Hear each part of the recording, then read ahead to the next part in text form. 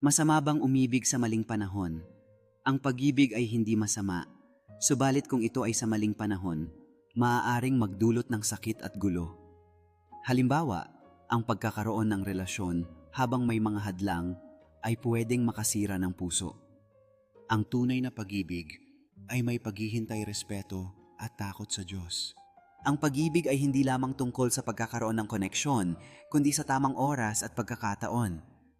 Ang mga puso ay dapat mapagod sa paghihintay, ngunit ang tunay na pag-ibig ay hindi natitinag. Sa huli, ang pag-ibig na para sa iyo ay darating sa tamang panahon ayon sa kalooban ng Diyos. Sa mga pagkakataong tila mahirap ang pag-ibig, tandaan na ang bawat paghihintay ay may dahilan. Ang tunay na pagmamahal ay hindi nagmamadali. Ito ay umaasa at nagtatanim ng mga pangarap para sa kinabukasan.